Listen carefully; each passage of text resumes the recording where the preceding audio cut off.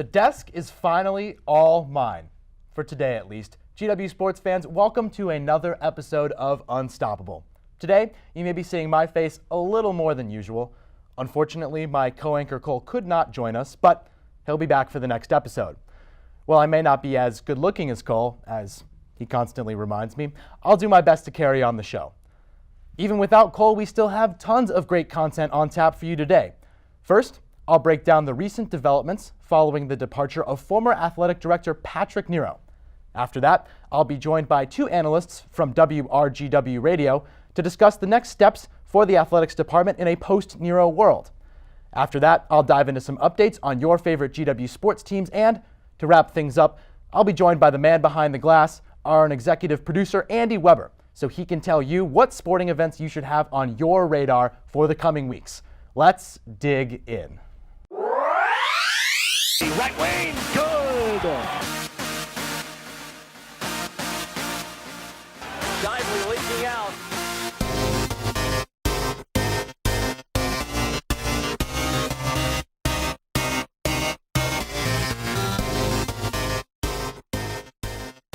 The GW Athletics program has a new captain at the helm. Back in mid-December, Athletic Director Patrick Nero announced his retirement from the position after 6 years of dedicated service. Nero officially stepped down from the position on December 31st, and Tanya Vogel assumed the mantle as an interim replacement. Vogel previously served as the Senior Associate Athletic Director here at GW. Among other positions, Vogel was also a former GW soccer player and a former Associate Athletic Director at Northern Arizona. Nero said he will stay on throughout the spring to help Vogel with the transition. Nero's impact on the athletic department touched all parts of the program. Some of his greatest accomplishments include increasing the athletic department's overall budget and transitioning sailing to a varsity sport. During his tenure, Nero has also helped teams on campus achieve long-term success, as we saw men's basketball return to the NCAA tournament in 2014, and they won the NIT in 2016. Also in his tenure, 12 teams have won championships and 18 coaches were honored as Coach of the Year. Finally, Nero himself was named the Athletic Director of the Year by the National Association of Collegiate Directors of Athletics. However, Nero has also dealt with controversy during his tenure. Nearly 2 years ago, the Washington Post reported on claims made by former players of verbal abuse by head coach Mike Lonergan. The report led to a school-run investigation, and in September of 2016, Lonergan was fired. Then, in September of 2017, the Equal Employment Opportunity Commission sued GW for pay discrimination. Nero was charged with paying a female employee nearly $40,000 less than a male equivalent. The investigation into that issue is still ongoing. The departure of Nero came at a time when many teams are still competing, leaving many question marks for the program as a whole. Many recent hires in key athletic teams are still proving themselves as coaches. Some of those individuals include Maurice Joseph of men's basketball, Jennifer Rosati of women's basketball, Sarah Burnson of women's volleyball, and Barry King of the men's and women's water polo program. The change also occurred along a school-wide administrative change with the hire of new university president Thomas LeBlanc. When we return, I'll be joined by two sports analysts from WRGW Radio, Joey Mamlin and Dan Stetton, to dive deeper into the future of GW Athletics. Raise high. This isn't just our battle cry. It's our call, our challenge. Because when you are called to Washington, you are called to higher expectations, to a higher standard. We are called here to advance knowledge, to serve society, to change the world. This is the George Washington University, and what we make is history. So stand up, be bold, take risks, press on, push harder, raise high. Welcome back. Joining me here now at the desk, Joey Mamlin and Dan Stetton, two sports analysts from WRGW Radio. Gentlemen, welcome. Thanks. Right, thanks for having us. Now, we've talked about how we've gotten to this point with Nero, but now the question becomes, where do we go from here? You look at this replacement we have, Tanya Vogel, and she's very qualified.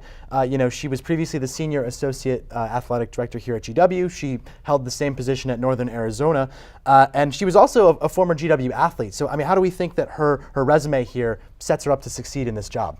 She's certainly qualified to be the acting athletic director right now. she currently works with a lot of Title IX stuff going on, and with the issue that was going on last semester with the Title IX controversy, I think she's the appropriate person to be handling the transition right now. And that being said, also she's a former athlete, like you mentioned, so she knows what it's like to be a student athlete at this school. She's familiar with all the personnel since she's been the deputy athletic director under Patrick Nero for some time now. So she's familiar with everybody, and she really knows what's going on. Well, and I hope that would be the case, is that since she's so familiar with the system, it should be a smooth transition. But you never know what kind of catches. As we mentioned earlier in the show, there are many new recent hires who are were hired by Nero, who now have to work with a new boss. There can be some catches in that kind of transition, but as we talk about with her qualifications here, it seems like she'd be well fit for it. But now, as I mentioned with these coaches, what do we think it means for them? What do we think? How are they supposed to react to this when they have to take all of a sudden? You had an old system, and it could be similar going forward, but there also could be some changes. And how, as a young coach still trying to establish yourself, how do you guys think you adapt to that? I mean, I think if you're a coach, you can't worry about this. You just got to do your job. When the new president for the school came in, everyone has to be on their feet, knowing that there's new people in, and it's not the person who was hiring them. And if you're coaching, you just got to keep doing your job. And if you're doing well, then whoever the new athletic director is going to keep you on. Yeah, especially those who are in mid-season, you just got to keep business going as usual. Keep it in the back of your mind, because you're going to be being evaluated at all times, but you really can't let it affect how your season's going. Well, now you have that as some of these key sports, right? You mentioned basketball, both men's and women's. Just those are just two of the many teams that are still competing, but two of the top ones, and two coaches who were hired in the last 2 years, both Maurice Joseph and Jennifer Rosati. Obviously, they're going to stay on for a couple more years, but at that point, you start to think, have they performed well enough to warrant a new contract? But I like what you said, Joey, in that you can't think about that. You got to keep just going the way that they're going. Now, how are the athletes supposed to react? You can look at how the coaches can react to new AD. But as a player, that AD is someone who should be looking out for you, should be helping you. So how are the players supposed to react to that? If say you're a senior or a junior and you've really gotten used to, you've spent almost 4 years now working with Patrick Nero. How do you think they're supposed to react? It's really the same thing as the coaches. You just got to keep on playing. It's not like a new athletic director is going to come in and take away a scholarship per se. So you just got to make sure that you're able to keep doing your job. And whenever they do announce whether it be Tanya Vogel or someone new that's brought in, to establish a relationship right there. I mean, I've seen firsthand Patrick Nero's relationships with players. I mean, last year after the women's team lost in the A10 tournament, Patrick Nero was right there with all the athletes as they were really struggling emotionally after losing in that first round game. And whoever the new athletic director is, they have to make sure they can establish those same relationships. And even with Tanya Vogel, there's going to be a certain level of familiarity with these athletes, because she has been around. I think this kind of goes back to the coaches. It's going to be on them to kind of keep their players conducting their business in the same way that they have been. Yeah. All great points. Now, how do we think the athletic department can grow? I mean, in his departing statement, Nero said that he hoped his departure could allow for new voices to be brought in, and so the athletic program could grow as a whole. How do we think they can do that? Would it be they redo their marketing campaign? Do they push games more to try and get students? We've always talked about how student attendance at games, even at some basketball games, could be a lot better. Or is it in a way in the teams that they schedule? We've had tons of good marquee matchups, especially for basketball. The Virginia game a couple years ago, some of their other non-conference games, even this year they played Miami, very good team. How do we think that they will grow? In what other areas can they grow? I think in terms of scheduling, I think the teams are doing a good job of mixing in big name teams as well as small name teams, because even if every single game is a big name opponent, if the team's not winning, nobody's going to go. So the team has to make sure, one, they're winning, and then also to schedule these big name teams. In terms of marketing, I feel in the last year or so, the marketing has really improved since my freshman year. You see a lot more events for student orgs on campus as well. They're offering way more events for alumni to come. I mean, I know they have those tailgates every single game, and those do help bring in people. For me, bottom line, the name of the game in college athletics is recruiting. You really have to put an emphasis. If you don't have the players on the field, on the court, you're really not going to be able to build much of anything at all. So I think an emphasis on recruiting higher end players. Certainly we're in a region, Maryland, Virginia, there's some very phenomenal athletes all around. I think that is where the emphasis should go. Now, this is a point we've kind of been dancing around in this whole roundtable discussion, guys, but do you think they'll keep Vogel on as the permanent replacement, or do you think that they'll go and hire externally? I think they're going to go externally. President LeBlanc, I think he is intent on bringing in people, whether it be from Miami or from past jobs. But I mean, you just got to think of it as a business. I mean, the new leadership at the top, they're going to want to bring in their own people. And I'm not going to say Tanya Vogel can't do anything over the next few weeks, few months that really would make her earn the job, but I just think President LeBlanc's going to want to bring in someone that he's personally close with. Yeah, it's hard to say what exactly they're going to do. I think Tanya Vogel is the most logical candidate, in my opinion, just because of what we mentioned, the familiarity, the Title IX background, her background as a student athlete at GW. I think the athletes would respond well to her being named the permanent athletic director, and I think that would be the right choice. Now, it's an interesting tug of war between those two. Do you bring in someone outside who has outstanding career qualifications, or do you bring in someone relatively young like Vogel is, and she already has a pretty impressive resume? It'll be interesting to see how LeBlanc goes, and if you really do think about it too, all of this transition also going on while LeBlanc is relatively young in his new term as well. So, it will be an interesting time, and especially for, how they change up going forward. But now I think finally, guys, what are students supposed to make of this move?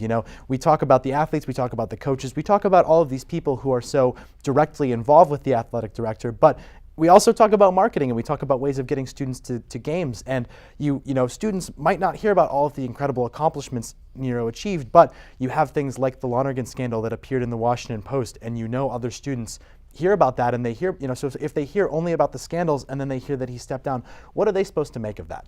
I think most students, unfortunately, only know mostly about the negative stuff, which really is unfortunate because Patrick Nero did some unbelievable things at this school. I mean, I believe it's over 80% of the coaches that are here today were hired by him, and he's done some phenomenal jobs with his hiring. I mean, Coach Rosati is Olympic coach and started at UConn and has all the credentials there.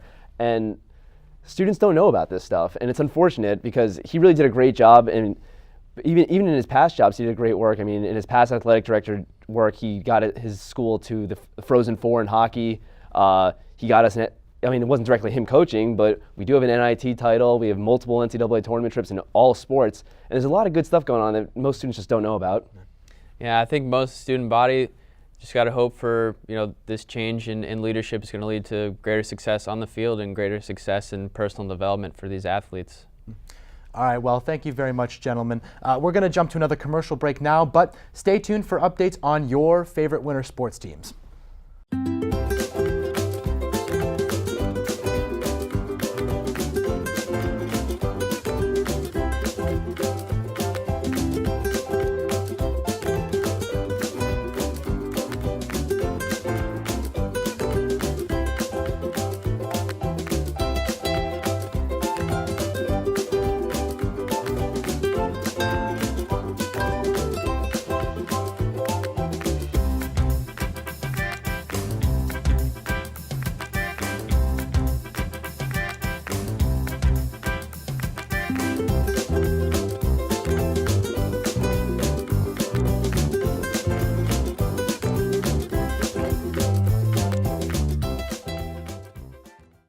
Great journalism matters because it's critical to a democracy that the public is informed and engaged and involved. And that happens by having credible information. And so the most important thing, whatever the delivery platform, whatever the technology, whatever the business model, is that the information itself is coming in solid and important ways and is being conveyed in compelling ways because there's so much noise and competition out there. And so that's what I really want our students to be able to do, be brilliant storytellers, keen observers, and compelling communicators. Welcome back. We're going to tip this rundown off with an update on men's basketball. The recent schedule has not been kind on the boys in buff and blue. Since they started conference play with a win against St. Joe's back on December 30th, they've gone 1-5 in their last 6. This leaves their overall record at 9-11. The Colonials suffered several embarrassing losses in that stretch. All of the losses came by double digits, and the worst loss came at the hands of Davidson, a game the boys dropped 72-45. Most recently, GW lost to heated rival VCU 87-63 after starting the game off strong. The issue of not putting together a complete 40 minutes is something that head coach Maurice Joseph has stressed all season. The boys flashed bright spots in big games and showed they have the ability to compete, just as they did at the start of the VCU game. Inconsistency in the execution of their offensive and defensive game plans, however, has hurt them. The biggest key for this team going forward will be the play of Jair Bolden. As an athletic guard, he should look to drive and facilitate more, and if he does this, then GW will control the pace of the game, masking some of their defensive struggles, and more players will get involved on offense. With a big chunk of conference competition left on the schedule, we'll look for the boys to figure something out. Despite being a young team, they do have veteran leadership on the roster. Those players need to step up. Kicking it over to women's basketball now, where conference play has been stronger, but the women are still recovering from a tough non-conference schedule. In their last 7 games, the Colonials are 4-3, pushing their overall record to 9-10. This team is not necessarily inconsistent in one area, and they perform just as well on the road as they do at home. It seems that they simply hit cold stretches where their shots don't fall, as was the case in their 3 conference losses to Fordham, Dayton, and Duquesne. These cold stretches, opposing teams gained leads they did not let go of. Every team hits these cold stretches, and if women want to power through the rest of conference play, they'll need to figure out how to work around a tough shooting night. Whether that be altering their offensive lineups, increasing passing, or working it into the paint more, we'll have to see what Coach Rosati comes up with. The biggest key for this team will be the play of forward Kelly Prange. Her impact was abundantly clear in their last game, as Prange's 36 points and 13 rebounds helped GW overcome a tough shooting start en route to a 62-52 win over Rhode Island. Let's put those goggles on now and dive in with men's swimming and diving, where the boys have started off their season with 2 wins. Back on January 13th, GW swept American in Georgetown in an impressive showing. The Colonials set several records at that meet, as senior Gustav Hochfeld set a personal record in the 100-yard backstroke, junior Tommy Wolst set a record in the 100-yard butterfly, and both sophomore Emils Pone and junior Patrick Lersch set personal records in the 200-yard medley relay. The winning ways continued for the boys in their second meet against Old Dominion, as they took that one by a score of 181-118. While there weren't as many personal records in this outing, GW showcased its depth as they had 8 individual event winners. Joining me here now at the desk is our own Parker Jensen. He got a chance to catch up with a couple members of men's swimming and diving. Parker, what have you got for us? Well, thanks, Sean. I dropped by the Smith Center to talk to Coach Winchester and 2 of GW's elite swimmers to talk about their undefeated season, as well as their mindset as they look to defend their title at the A10 Championships. The GW men's swim team has found success during their 2017-2018 run. They have a 6-0 record and placed 3rd at the Magnus Cup during the middle part of their season. I traveled over to the Smith Center to find out their keys to success and how they plan on entering the A10 Championships. Just some hard work between the coaching staff. We recruited well, and in essence, our process hasn't changed from day one, from that first recruiting class we had here when Andrea and a couple of those other late signees came on board, and even as we focus for next season and onwards, I mean, we're definitely getting a little bit more attention. I guess I'll put it that way at a national level, but our integrity and our values are still the same.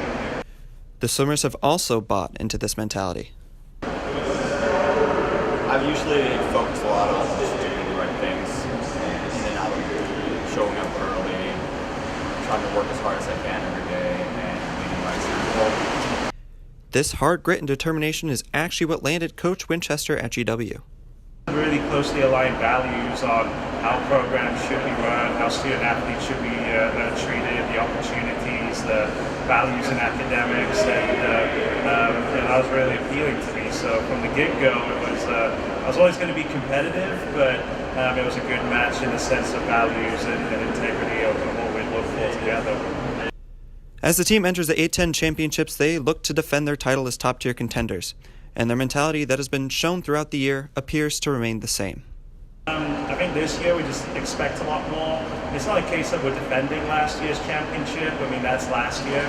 We're very much in the mode that we're trying to win this year, and with that attitude, our team's very focused on hopefully putting together a great performance here in a couple of weeks. The A10 Championships start February 14th. Sean, as evidenced by their undefeated season, it looks like Coach Winchester and the GW Colonials will not be changing their mindset going into the A10 Championships. All right, thanks, Parker. Hopefully those hands aren't too wrinkly yet, because we're moving right on to women's swimming and diving. The Colonials are off to a 3-1 start to their winter and spring season. They opened up with a 165-135 victory over Richmond. They then went on to split the doubleheader against American and Georgetown, losing to Georgetown, but stormed back in the third meet, beating Old Dominion 185-113. The standout performer to begin the season has been Emily Zhang. The junior posted 3 individual event victories in the first meet against Richmond, 2 individual victories against American and Georgetown, and 2 individual victories over Old Dominion.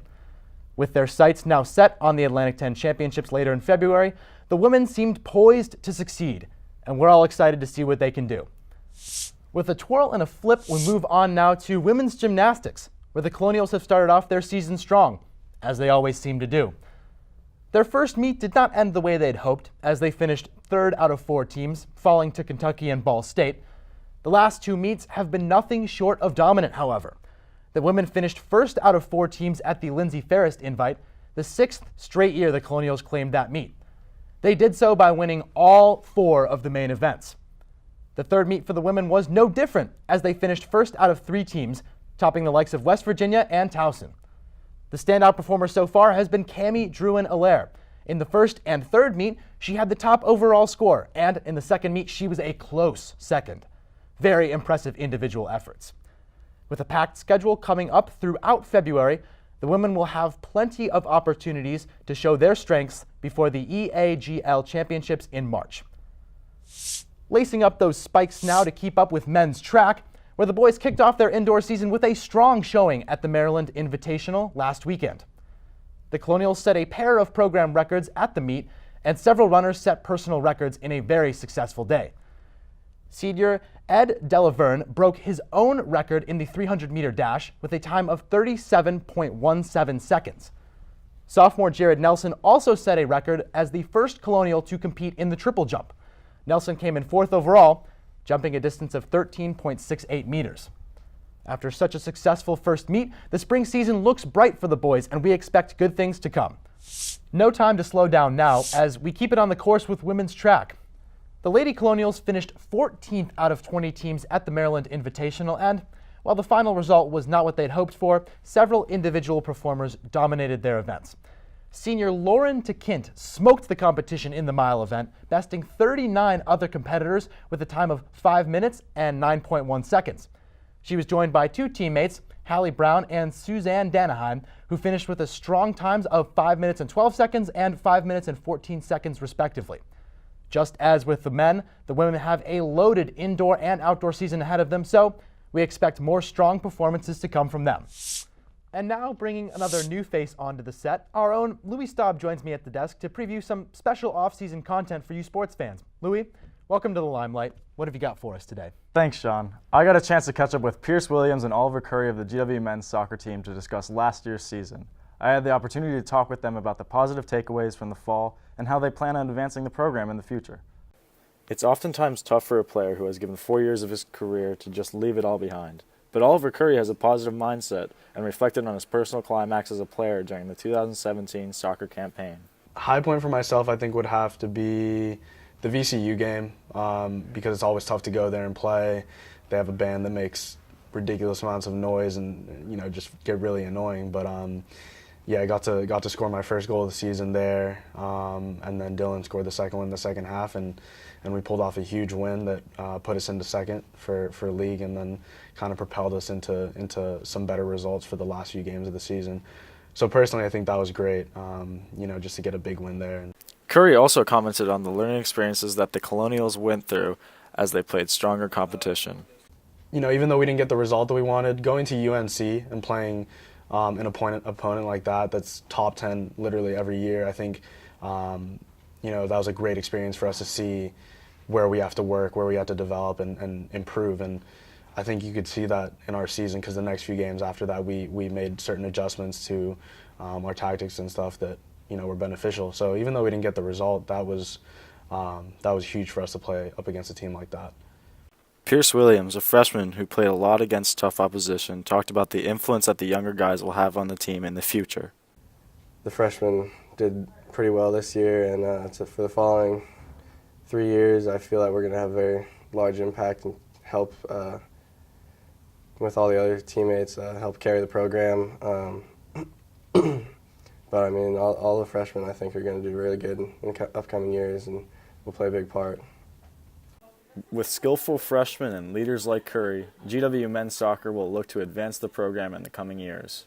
Sean, with a strong core of freshmen, they're looking for sustained success in the future. All right, thanks, Lou. We're going to go to a quick commercial break now, but when we return, Andy Weber will go on camera to tell us what sporting events you should be looking for in the coming weeks.